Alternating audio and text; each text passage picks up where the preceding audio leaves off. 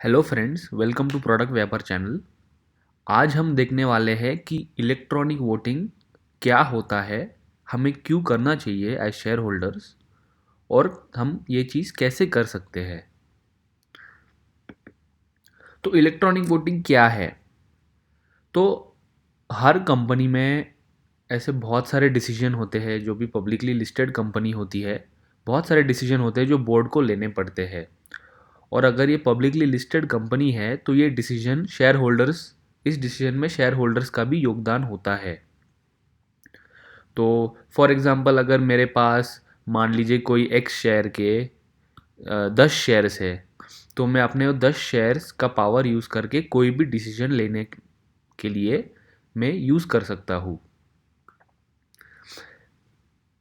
Electronic voting क्यों करना चाहिए? तो एज शेयर होल्डर्स, कोई भी कंपनी का अगर हम शेयर रखे हैं, तो हमारा यही होप है कि आगे जाके फ्यूचर में ये शेयर की वैल्यू बढ़ जाएगी। इस शेयर की वैल्यू कब बढ़ सकती है? जब इसका कंपनी का बिजनेस अच्छा परफॉर्म करता है, ग्रो करता है। और ये बिजनेस को ग्रो करने के लिए हमें बहुत इंपॉर्टेंट है कि हम भी इन बिजनेस डिसीजंस में इन्वॉल्व हो। कितने भी छोटे फॉर्म में हम इन्वॉल्व हो सकते हैं। ठीक है, एज रिटेल इन्वेस्टर्स हमारे पास इतना ज़्यादा कंट्रीब्यूशन नहीं रहेगा, क्योंकि जो प्रोमोटर्स होते हैं उनके पास बहुत ज़्यादा शेयर्स होते हैं। और जैसे मैंने आपको पहले बताया कि आप नंबर ऑफ़ शेयर्स के हिसाब से आप अपना कंट्रीब्यूशन कर सकते हो डिसीजन मेकिंग में। तो हमारे पास शेयर्स ज़्यादा नहीं होते, लेकिन ऐसा बोलते हैं ना कि छोटे छोटे ड्रॉप्स ही ओशन बनाते हैं। तो हमें इसलिए इलेक्ट्रॉनिक वोटिंग में पार्टिसिपेट करना चाहिए, अगर हम शेयर होल्डर हैं और हम लॉन्ग टर्म के लिए शेयर में इन्वेस्ट कर रहे हैं। तो आइए देखते हैं कि अभी हम इलेक्ट्रॉनिक वोट कैसे कास्ट कर सकते हैं। बहुत ही सिंपल तरीका है। मुझे ऐसा लगता है कि इन्वेस्टर कम्युनिटी में 99% रिटेल इन्वेस्टर्स में एटलीस्ट वोट नहीं करते होंगे, बट ये बहुत ही सिंपल तरीका है। और अगर हमें हमारे शेयर्स की वैल्यू है, हमें ऐसा होप है कि हमारे शेयर्स फ्यूचर में बढ़े, तो हमें डेफिनेटली वोट करना चाहिए। हमें बिजनेस के डिसीजंस में इन्वॉल्व होना चाहिए, अगर हमें थोड़ी बहुत समझ है बिजनेस के बारे में। तो आइए देखते हैं। तो सबसे पहले इस वेबसाइट पे ई वोटिंग होती है सारी publicly Indian publicly listed companies का। तो अगर आप ये वीडियो देख रहे हैं तो मोस्टली आप पहली बार ही कर रहे होंगे। तो पहली बार लॉगिन करने के लिए प्रोसेस अलग है थोड़ा। तो सबसे पहले आपको एक एसएमएस भेजना होता है इस नंबर पे, अपने रजिस्टर्ड मोबाइल नंबर से। जो मोबाइल नंबर आपने अपने डीमैट अकाउंट जो डीपी है उसमें उससे रजिस्टर कर रखा है। तो बस ये MYEPWD माई पासवर्ड करके आपका DP ID डाल दीजिए एसएमएस में, और ये भेज दीजिए इस नंबर पे। इस इस प्रोसेस से क्या होगा कि आपको एक पासवर्ड रिसेट होगा। आपको एक इमीडिएटली ये एसएमएस भेजते ही आपको के फिनटेक से एक एसएमएस आएगा बोल के कि आपका ये पासवर्ड रीसेट हो चुका है, आपकी यूज़र आईडी का पासवर्ड रीसेट हो चुका है। तो अभी ये पासवर्ड आ गया है।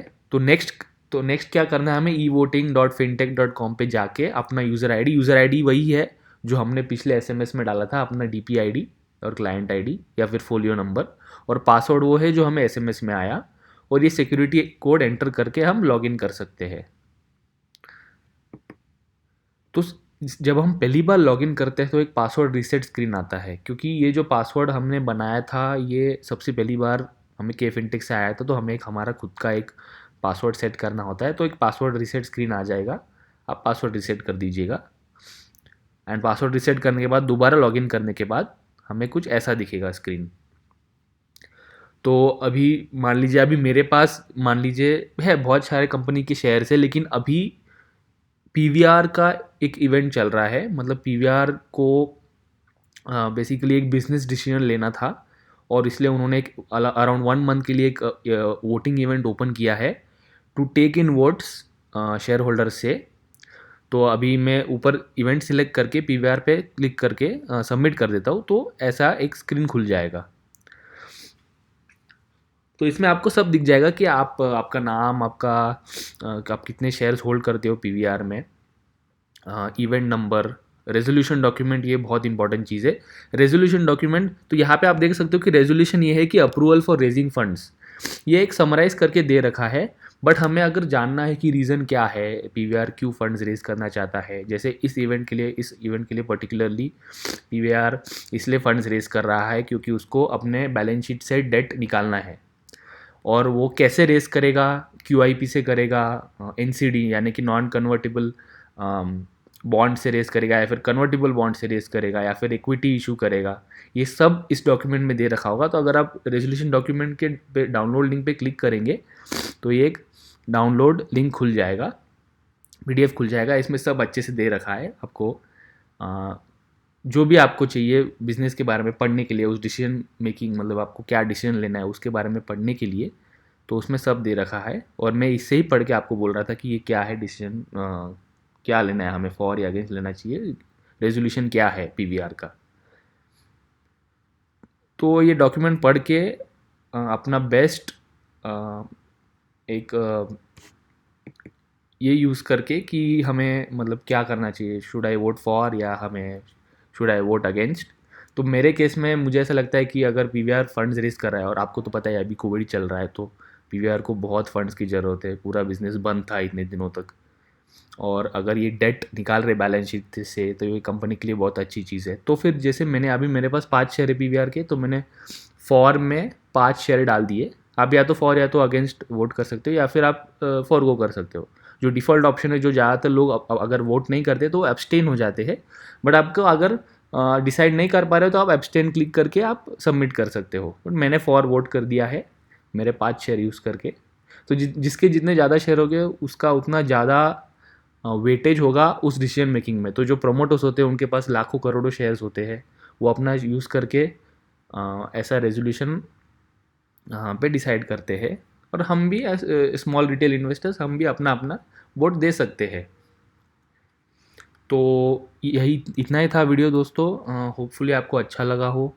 आपको अगर अच्छा लगा हो तो लाइक ज़रूर करिएगा, शेयर करिएगा आपके बाकी इन्वेस्टर शेयर होल्डर्स फ्रेंड्स के साथ, उनको बोलने के लिए कि ये एक इम्पॉर्टेंट प्रोसेस है ई वोटिंग का।